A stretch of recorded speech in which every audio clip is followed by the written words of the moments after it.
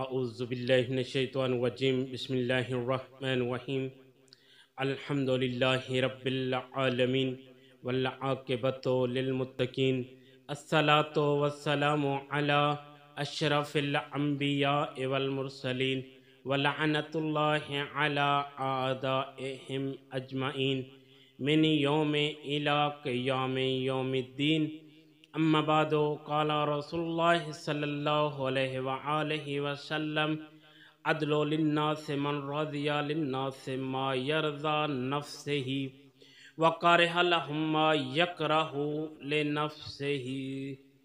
رسالت مآب صلی اللہ علیہ وآلہ وسلم فرماتے ہیں سب سے بڑا عادل اور منصف وہ شخص ہے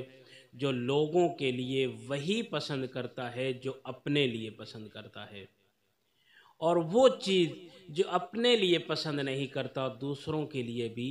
پسند نہیں کرتا۔ عموماً عدل و انصاف کرنا سخت سمجھا جاتا ہے۔ عدل و انصاف کے مرحلے کو سخت ترین مراحل میں شمار کیا جاتا ہے۔ یہی وجہ ہے کہ لوگ اکثر کسی کو عادل اور منصف نہیں سمجھتے، اور یاد رہے کہ خدا کوئی ایسا کام کرنے کا حکم نہیں دیتا جو انسان کی قوت و طاقت و دسترس میں نہ ہو،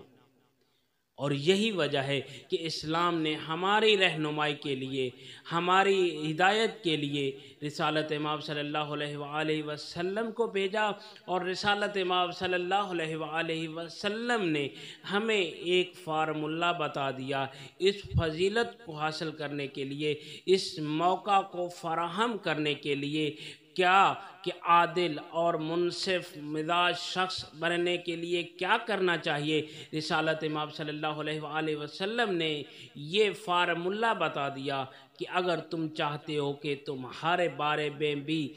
تہمت نہ لگائی جائے، چغل خوری کو پسند نہیں کرتے ہو، ناروا تہمت، حسد و کینہ جیسی نفسی اور روحی بیماریوں سے نجات چاہتے ہو، تو تم بھی کسی کے بارے میں ایسا نہ سوچنا، لوگ تمہارے بارے میں بھی ایسا نہیں سوچیں گے۔ اس لیے رسالت مآب صلی اللہ علیہ وآلہ وسلم نے فرمایا کہ عادل ہے وہ شخص جو اپنے لیے جو کچھ پسند کرتا ہے دوسروں کے لیے بھی وہی پسند کرتا ہے۔ دعا ہے کہ خداوند متعال ہمیں تمام روحی و نفسی بیماریوں سے نجات فرمائے، اور ہمیں محمد و آل محمد کی سیرت پر عمل پیرا ہو کر اپنی زندگیوں کو نورانی کرنے کی توفیق عطا فرمائے۔ وصلی اللہ علی محمد و آلہ الطیبین الطاہرین المعصومین۔